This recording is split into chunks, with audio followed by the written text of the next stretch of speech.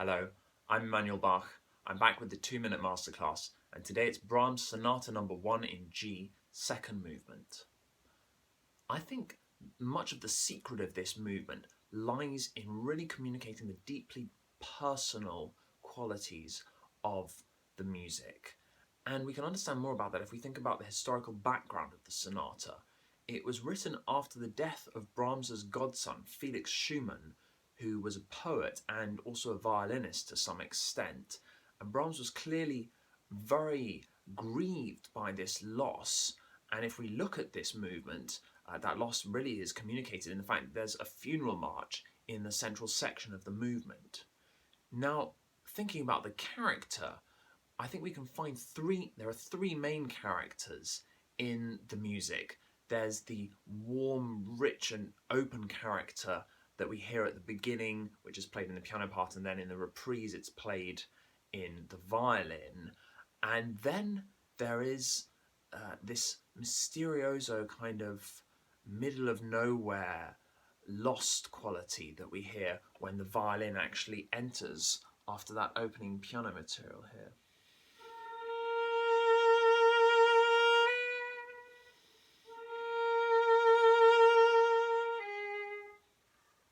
And then the third character is the funereal character.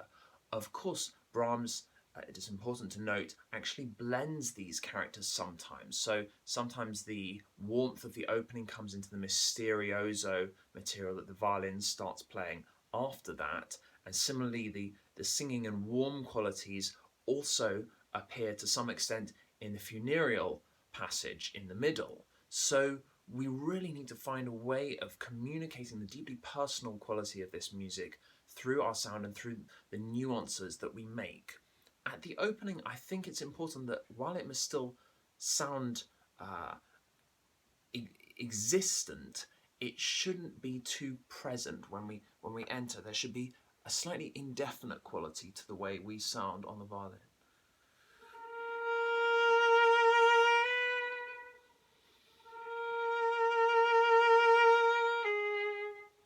It should sound like we're almost lost in our own mind, in a state somewhere between life and death, perhaps. And then what happens after that is a continuation of this searching quality which we really need to communicate.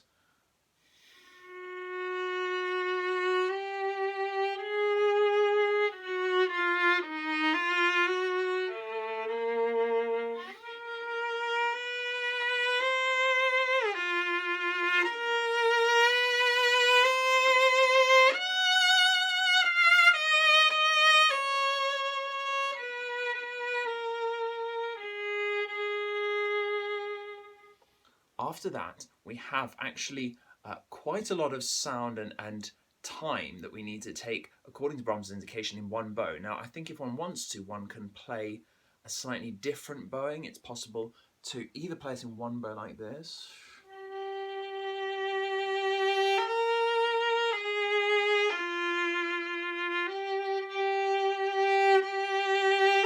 and then continue, or alternatively to retake the bow and play it like this.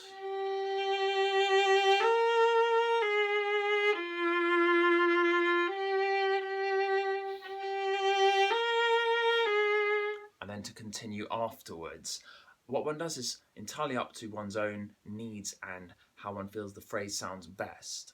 The funereal section really needs a lot of weight to it. It needs to sound very, very profound, but also very sincere. And actually, when the violin enters, it's in major harmonies, which sounds very definitely more optimistic.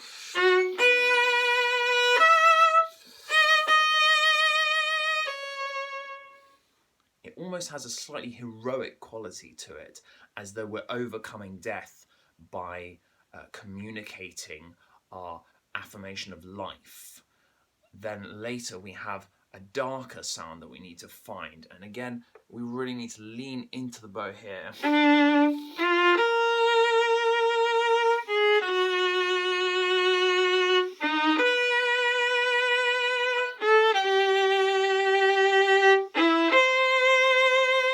So that we really feel a sense of build-up before the return of the opening material, which is then on the violin and marked forte espressivo here.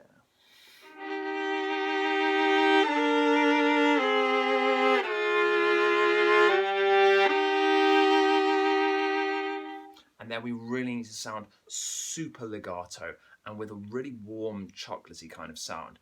This music really evokes a tenderness that ultimately overcomes death and in which we are reconciled with loss and we feel a sense of joy, or at least a sense of a reconciliation in the memory that we have of this person who has been lost.